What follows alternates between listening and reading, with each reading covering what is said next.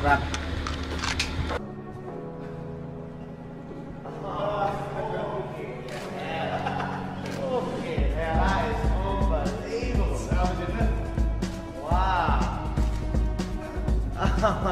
Jabs are good.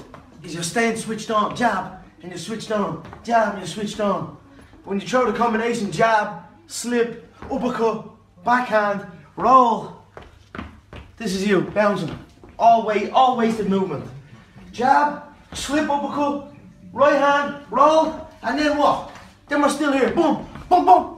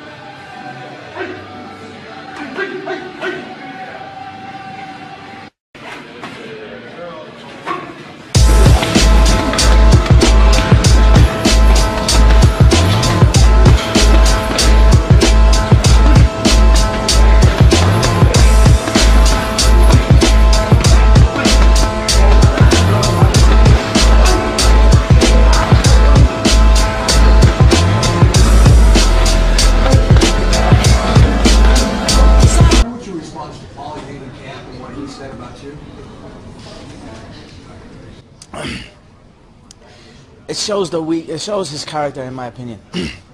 He was looking for an exit. The spars were not good for him. He took a lot of head trauma. Straight after it, we were worried. The sparring partners were actually telling us when he was dropped back to the home that he was stumbling out of the car after the 12-rounder.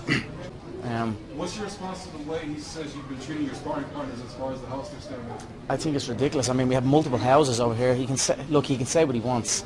The guy is a mouthpiece.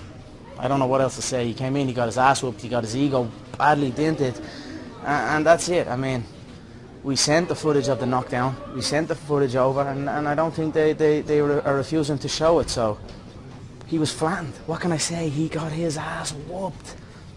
But I like the guy. He's alright though. He's kind of like a lovable mouthpiece, do you know what I mean? But he's alright.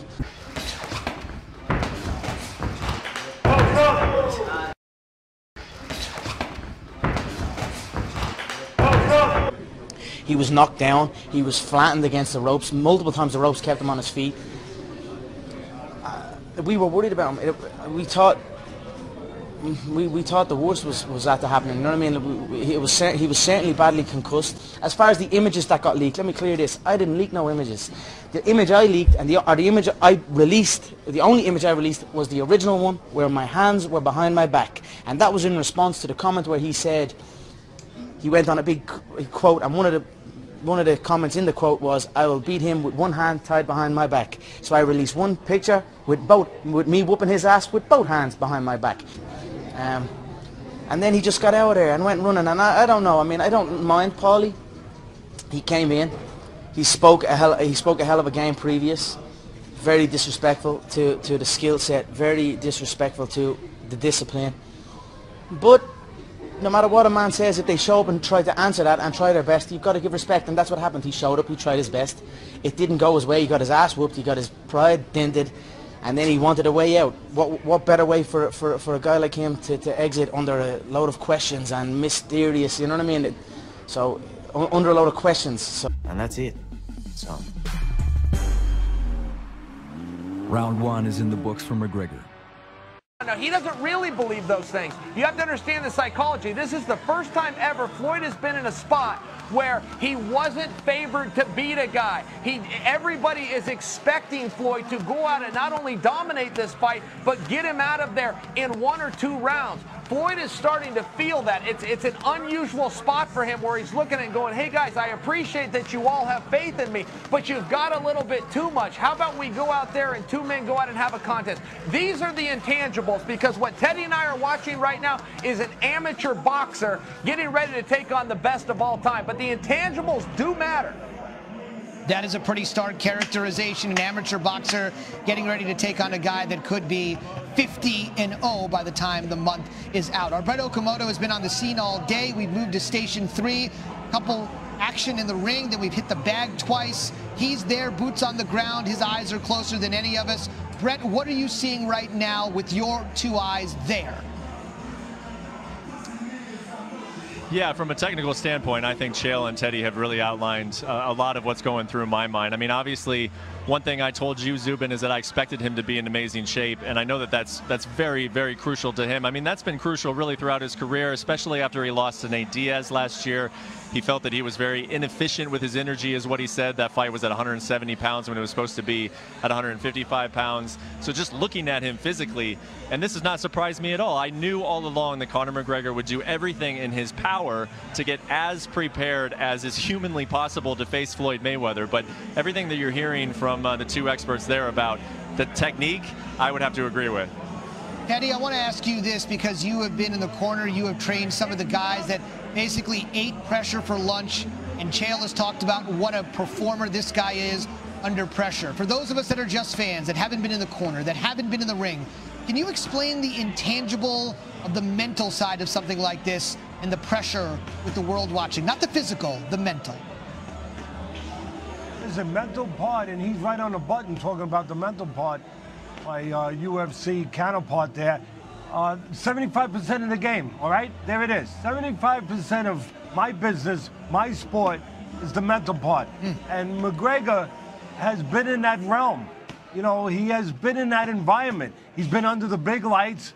And the most important part, what does that mean mentally being right? What does that mean having the mental edge that you have to be a championship fighter in whatever, whether it's boxing or UFC?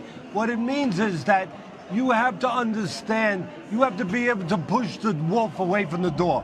The wolf of submission. The wolf of where you feel like breaking down. The wolf where you feel like giving in. Where you don't think that you can find the way. Where you start to make excuses. Where you're not reliable. Where you start to give in.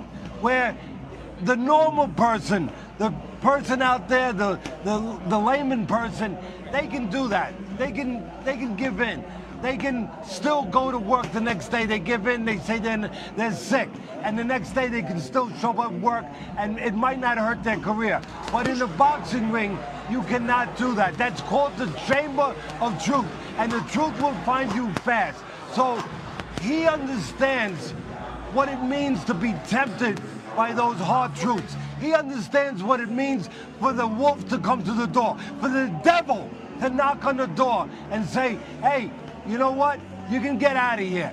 You know, it's not human nature to face what these guys face. The natural thing to do is to survive. Let's be honest. That's why we've been around as a race so long. We find ways to survive. But when you're in the ring and that natural instinct comes to you to say, hey, I wanted to survive. I want to be able to get out of this so I can be okay, so I can survive. When that comes, you have to be able to shut it down. That's not normal. Regular people don't have to do that. But people that fight for a living, that face the things that people like Mayweather and McGregor face for a living, they have to have the mindset to be able to do that. Listen, don't ever think they don't feel like we feel. They feel scared. They feel like giving up sometimes. But the thing is, they have to have the capacity to say, no, this is going to last for a couple moments. If I give up, I'm going to have to live with that for eternity. I am not giving in. I am not submitting. That is what we're talking about when you're saying having a proper mental state of a champion. That is unbelievable commentary from Teddy Atlas as we continue to see McGregor work on the heavy bag. Chael, to you, because this is an explanation that Teddy gave of somebody like yourself. Tell me how it is when it's somebody like McGregor or yourself that feels like they're about to give in. They have absolutely nothing left to give, and they keep going. Teddy explained it. You lived it. How do you find that last gear? I'll tell you what, you block it out more than anything. You can have all the tough guy sayings you want to have. I preach this to kids too, but as a guy that's been in there when the house is on fire, you just keep going. The more you can dumb it down. Listen, there's something in sport. I talk to the kids I work with all the time. It's called paralysis by analysis. The more you sit and focus, the more you try to do the math and 2 + 2, all you end up doing is freezing up. There's a level of this that comes with experience where you've got to be loose and you've got to push forward. You've got to find that reason to stay in the fire. It sounds easy for me to do, but guys, no, it's really not. Look, you don't have to be a fighter in the sense of we're punching and kicking and grappling and doing all this with one another. You can go put on some shoes and go for a run outside. At a very short period of time, you're going to get tired and want to slow